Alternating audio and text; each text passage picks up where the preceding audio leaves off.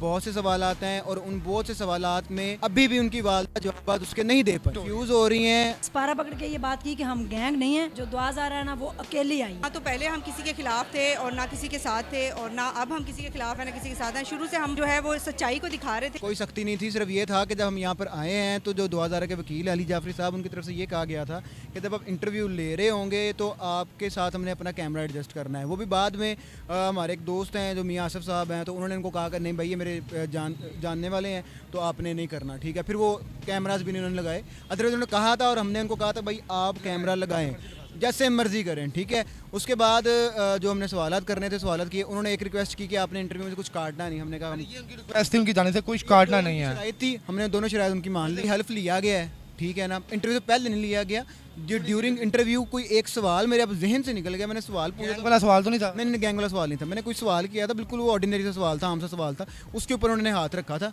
ठीक है। वो फिर मैंने उसको इतना देखा नहीं था कि उन्होंने मतलब किस सवाल के ऊपर हाथ रखा है, बस वो थोड़ा सा उन्होंने रखा था। एट द एंड अब आप इस केस को किस नज़र से देख रहे हैं? उनके पहले जो दुआ की वालदा जो थी वो एक्सपोज नहीं थी, मीडिया के सामने नहीं था, वो आ गई है और तमाम सवालात के जवाब दे रही है। अब आपकी नज़र में इस केस का क्या रुख है? सवालात तो बहुत हैं जो मैंने पूछे भी हैं नीचे, ठीक है, बहुत से सवालात हैं और उन बहुत से सवालात में अभी भी उनकी वालिदा जवाब उसके नहीं दे पाई, यानी कि वो कंफ्यूज हो रही हैं, कंफ्यूज हो रही हैं, वो अभी भी जवाबात नहीं दे पाई और आए बाएं शय से काम ले रही हैं, ठीक है ना। और मेरा अगर आप कंटेंट देखें डे 1 से 2000 केस के ऊपर बिल्कुल न्यूट्रल रहा है, ठीक है। मैंने दोनों साइड का मौक़िफ़ दिखाया है, ठीक है। जो फैसला सुप्रीम कोर्ट में है, तो सुप्रीम कोर्ट जो फैसला करेगा वही पता चलेगा, हम तो उसी को मानेंगे। जो हमने क्वेश्चन थे हमारे हमने किए, उन्होंने हमें जवाब दिया है, लेकिन अगर मैं होती इस केस में तो अब मैंने कहना था कि मैं हाथ जोड़ के माफ़ी मांगती हूँ, इस केस को छोड़ना चाहती हूँ प्लीज़, लेकिन माँ जी कह रही हैं कि मैंने ये केस लड़ना है। और जो हमारे किराएदार हैं, यानी कि ये उनके मालम खान थे जिनके घर में गई, वो कह रहे हैं हमारे किराएदार जो हैं, मालम खान नहीं उनको मान रही, उनके घर अभी जाना है और अभी मैंने केस लड़ना है और मैंने दुआ को वापस लेके आना है।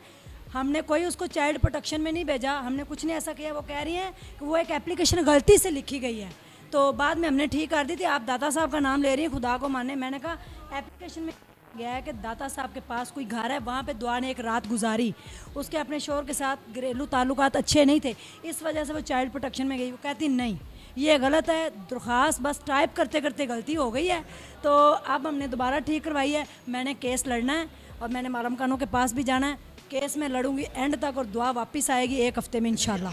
कुरान मजीद के ऊपर आपके सामने इंटरव्यूज दिए हैं, तो अब आपका मौक़िफ़ किसके हक में है? उन्होंने ये कहा, स्पारा पकड़ के उन्होंने ये कहा कि हम गैंग नहीं हैं। हाँ, हम गैंग नहीं हैं। स्पारा पकड़ के ये बात की कि हम गैंग नहीं हैं और जो दुआ ज़ारा है ना वो अकेली आई है। ये दो चीज़ों खाई। बाकी मैंने जो क्वेश्चन पूछे हैं कि सब्ज़ाज़ार में जो घर है वो किसका था, वो कौन है वहाँ पे, निकाह कितने बजे हुआ, आप निकाह में थी? पहले उन्होंने कहा नहीं, फिर बाद में वो कहती हाँ जी मैं वहाँ पे मौजूद थी। मैंने कहा साथ वाले दफ्तर में होता। बहरहाल अगर हम होते तो हम आज कहते कि नहीं भाई हमें माफ़ कर दें, हम ये केस छोड़ना चाहते हैं, बट वो अभी भी केस लड़ने को तैयार हैं, ज़िद्दी हैं। ये केस बहुत बिखर गया है और बिखर जाएगा आने वाले दिनों में। पाकिस्तान तो एज पे खड़ा है भाई, आप कहाँ जा रहे हैं, केस को एक घुमाई जा रहे हैं।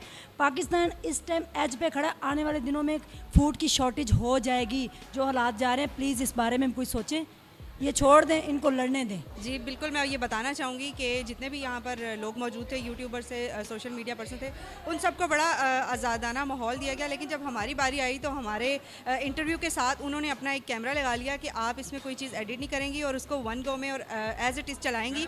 ये हमारे साथ ऐसा हुआ। आपकी दफ़ा तो कैमरा लगाना बनता ही था, जो चीज़ें आपने एक्सपोज की थी किसी और यूट्यूबर ने एक्सपोज नहीं की। अच्छा जी, आज उनकी जो है क्या नाम है, दुआ की जो वालदा सास ने कुरान पाक के ऊपर तमाम इंटरव्यू दिया, तो अब आपका जो नज़रिया है वो क्या है? क्या अभी भी दुआ ज़ारा के ख़िलाफ़ है और ज़हीर अहमद के ख़िलाफ़ है, क्या मेहदी काज़मी के हक़ में है, या अभी आप बदल चुके हैं? देखिए, ना तो पहले हम किसी के खिलाफ थे और ना किसी के साथ थे और ना अब हम किसी के खिलाफ है ना किसी के साथ हैं। शुरू से हम जो है वो सच्चाई को दिखा रहे थे और अब इनका इंटरव्यू लिया, इनकी बातें भी जो बातें थी वो सामने लाना ज़रूरी था, क्योंकि हमने अभी तक वन साइडेड इंटरव्यूज़ किए थे, तो इनकी साइड का इंटरव्यू बहुत ज़रूरी था। आज ये मीडिया पर आए हैं और इन्होंने इंटरव्यूज़ देना शुरू किया, तो हमने इनका भी नैरेटिव जाना है। ये कहते हैं कि हम लोग जो है कुछ बातें ऐसी हैं जिसमें अभी तक ये डटे हुए हैं और ये कह रहे हैं कि हम लोगों ने बहुत समझाने की कोशिश की। दुआ ज़ारा ने कहा कि मैं वापस नहीं जाना चाहती और अभी भी ये कह रहे हैं कि हमने उसको चाइल्ड प्रोटेक्शन में खुद भेजा। नहीं, बिल्कुल मुश्किलात कोई भी पेश नहीं आई, बल्कि हम लोग सेटिस्फाई थे कि इन लोगों को सामने लाया गया, क्योंकि काफ़ी लोगों के दिमाग में सवाल था कि जहाँ पर दुआ के फैमिली जो है वो बैक उस पर फ्रंट पे आगे खेल रही है, मतलब उन्होंने इंटरव्यूज़ वगैरह दी, तो यहाँ पर इन लोगों के कोई इंटरव्यूज़ नहीं अभी तक हमें मौसूल हुए थे। तो मतलब आज अच्छा लगा कि ये सब इंटरव्यूज़ हमें भी मिले। आज आपको आज़ादाना सवाल करने का मौका दिया गया, आप पे कोई पाबंदी थी यहाँ पे भी? नहीं, कोई पाबंदी नहीं थी, बल्कि हम लोगों ने सेपरेट एक एक फ़र्द को बिठाकर अपनी मर्ज़ी से जो अपने सवालात थे वो खुल के पूछे हैं, उन्होंने खुल के जवाब दिया है। किसी किस्म का किसी ने इंटरप्ट नहीं किया, ना इनके वकील साहब ने, ना किसी बंदे ने हमें कोई दुश्वारी पेश नहीं आई। आखिर में आप इस केस को किस नज़र से देखते होंगे? इससे पहले आप इसके वालिदैन से नहीं मिले हुए थे, आज आप मिले हैं, तो आपका इस केस का आपका जाविया कहाँ पे है?